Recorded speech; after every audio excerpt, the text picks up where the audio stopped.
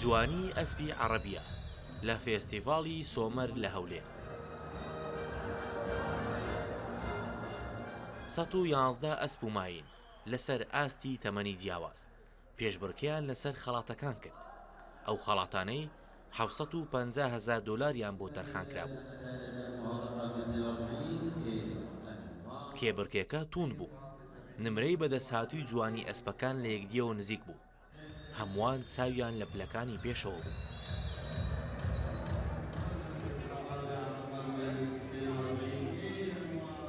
ئەسپەکەی من ناوی غامە، ئەسپی عەرەبی ئەسیلە، پلەی یەکەمی بەدەستهێنا لە جێمەکەی خۆیدا. یەکەم زار و بەشداری دەکەم وەکو خاوەن ئەسپی عەرەبی ڕەسەن. ئەسپەکەم عمری ساڵێک وەشت مانگە، جوانە ماینە، پلەی چارەم بەدەستهێنا. پاڵەوانێتیەکە کەیانی ئەسپ سواری هەولێر سەرپەرشتی دەکرد نێودەوڵەتی بوو. هەر بۆی ناوبژیوانەکان لە وڵاتانی ئیمارات، ئیتالیا، سویسرا، فەڕەنسا و رووسیاوە هاتبوون. هذه ثاني بطولة إلي أنا أجي أربيل وأحكم فيها. ئەوە دووەم پاڵەوانێتیە من دێم بۆ هەولێر و ناوبژوانی تێدا دەکەم.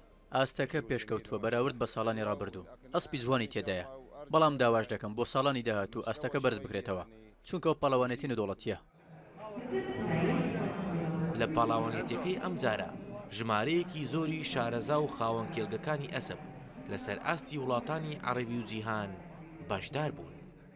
چوارەم فیستیڤاڵی جوانی ئەسپی عەرەبیە کە لە گۆڕەپانی یانەی ئەسپ سواری هەولێر بەڕێوە دەچێت.